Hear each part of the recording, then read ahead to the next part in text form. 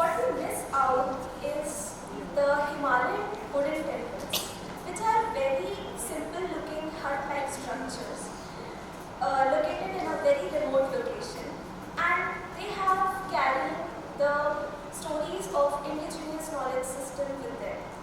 So between those fragile material nature, they have resilience of time.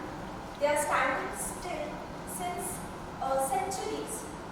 The temples which I am talking about today are dating back to 7th century, which is around 13 years old today. So this is where my interest lies in the research area. And my paper title is From the Past to the Present, Investigating the Survival and Adaptation of those 7th century wooden temples of Chamba in Himachal. So basically this study takes the case of two of the oldest wooden temples dating back to 7th century.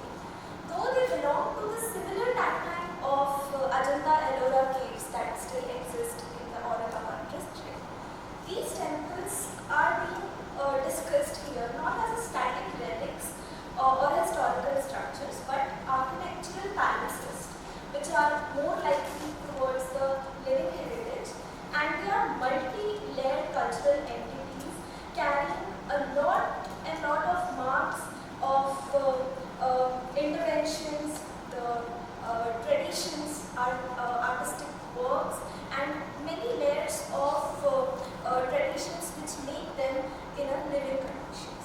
So you can see here there are archival photographs of Lakshana Devi temple, one of the very famous wooden temple of those times, and still those ritualistic processions are making them alive till date. There are annual jatras taking place in these places, and they have these rituals to carry sacred water from Manish Lake. There is this entire ritual procession which takes that sacred water and make the deity to bathe in that, and that ritual makes these temple traditions alive. So giving a brief background about the context, Chamba is a district in Himachal Pradesh. It was once an autonomous Himalayan kingdom, and geographically it is secluded, and that is why it was protected from the invaders, and that is why it is like completely secured in a very artistic and architectural manner. We can call it as architecture without architects, because those indigenous temples were constructed just with the local materials, just with the very basic indigenous knowledge, and they are standing still in those seismically active location, as well as the location where the climatic constraints like snowfall, heavy rainfall makes it more vulnerable. And these the temples which I am talking about are the wooden temples. Wood is anyways an organic material prone to decay, rotting, the entire process, but still we are conserved. So there is this book, Early Wooden Temples of Chamba, which describes the temple traditions in a very beautiful manner. In the fertile outer hill between Shivaliks and snow ranges, we find the most numerous vestiges of later Hindu civilization from Kushal and Gupta times up to the flourishing of Kangara art in late 18th and early 19th century.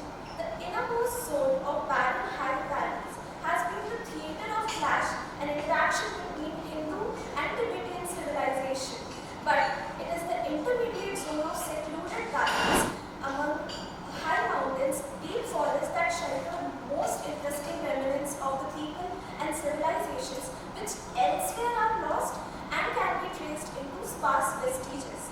So the temple typologies which I am going to discuss here are not just the Nagar style or Dravidian style or Besa style, but here they are classified into more broad classifications as the traditional Nagar style,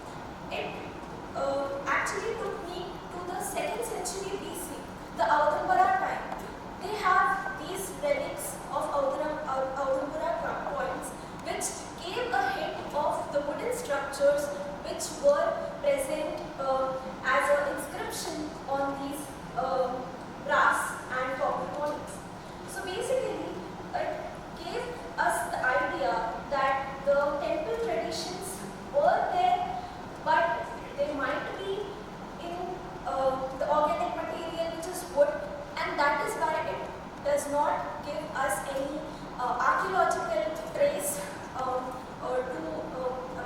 to make it evident that they were existing in that area.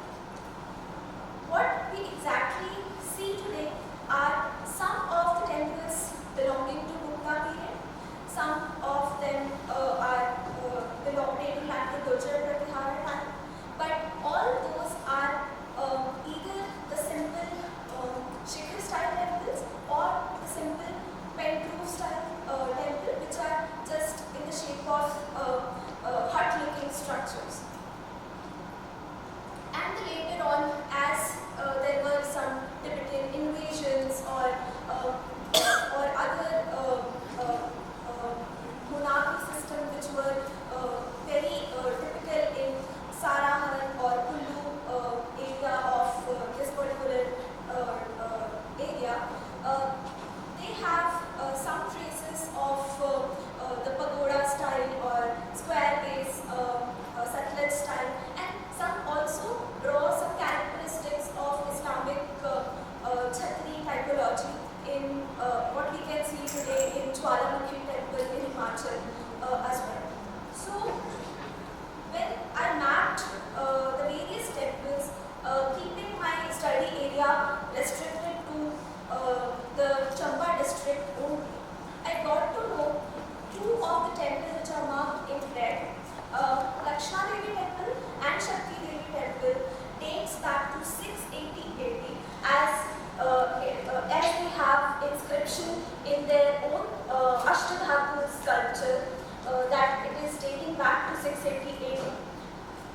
So I have chosen these temples as my case study to analyze these temples as living heritage and architectural palimpsest. So here what I found the research gap was moreover studies were looking at the temple as its art history or mythological perspective, but there was a very little focus on material survival, how it was adapted spatially, and how the temporal transitions were actually taking place. So my research aim was to investigate how these 7th century wooden temples of Chamba have survived and adapted over the time through architectural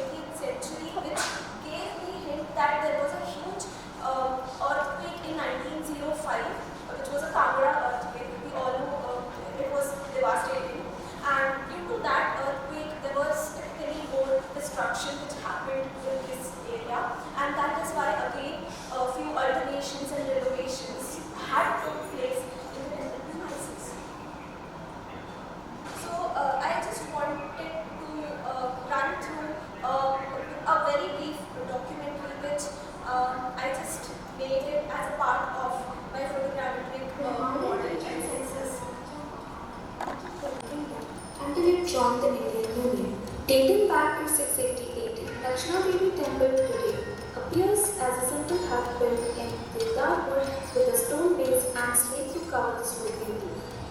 Entry is through large wooden portal featuring a series of cornices topped with a triangular element intricately carved in Kashmiri-style wood carvings. The carvings, which are not heavily beveled, depicts yakshas, vidyadhars holding garlands, and other divine male and female figures. Inside there is a rectangular mandapa leading to a richly carved entrance to Garbhagriha housing the Ashtadhatu sculpture of deity. The wooden coffered ceiling is adorned with lotus roses and medallions. 17 kilometers ahead in the remote village of Chhatrani, there houses another wooden shrine dating back to the 7th century Indic Shastras temple. It features gable roof covered with slate, with lean-to extensions on the front and right passages.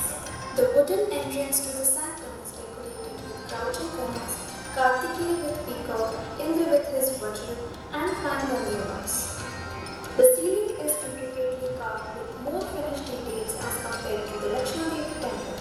The ambulatory is covered with 16 carved ceiling panels with lotus roses in center and airborne vidyadhars holding long lotus buds at each corners. The temple is also known for its annual Jatra, which is deeply significant ritual that integrates religious devotion, local mythology, and performative traditions.